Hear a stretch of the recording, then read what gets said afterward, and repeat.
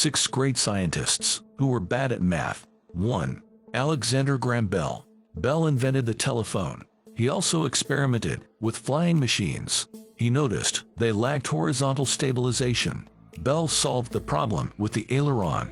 It's a hinged flap affixed to an aircraft's wing. Ailerons are still used on all aircraft today. Bell was interested in mathematical methods, but he was bored with math. He didn't care about working out the final answers. 2. Thomas Edison. At 11, Edison was sent home from school with a letter. His teachers said he was too stupid for school, so he was homeschooled by his mom. Edison invented the phonograph and the motion picture camera. He improved the light bulb so it would burn longer, but he knew almost nothing of advanced math. As a student, he studied Newton's mathematical principles of natural philosophy. The work made Edison dislike mathematics.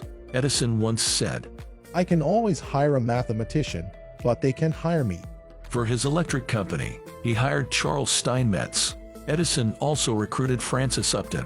Upton made calculations for Edison's lab experiments. 3. Michael Faraday. Faraday built the first electric motor, an electric generator. He laid the groundwork for refrigeration technology. Faraday developed a hypothesis of electromagnetic radiation, but he couldn't mathematically prove it. Faraday grew up as the son of a poor blacksmith. He received little formal education as a child. His work was not recognized. Faraday was proven right only 18 years later. Physicist James Clerk Maxwell devised the equations. It proved that light is a form of electromagnetic radiation. 4. Edward Osborne Wilson. Wilson was dubbed a modern-day Darwin. He attended poor Southern schools. They didn't prepare Wilson well for math. He only learned about algebra as a freshman at university. He studied calculus as a 32-year-old. Wilson was a tenured professor at Harvard at the time.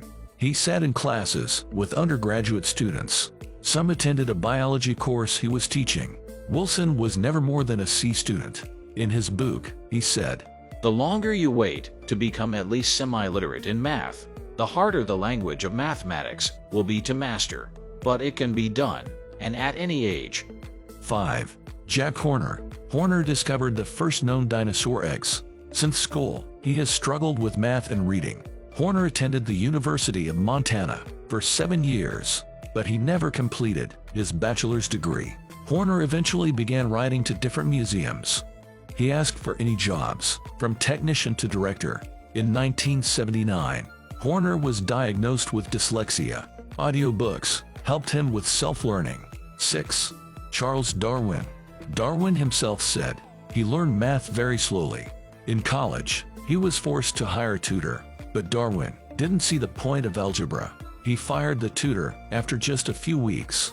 Darwin wrote about algebra as a repugnant subject. However, later in life he regretted not learning math.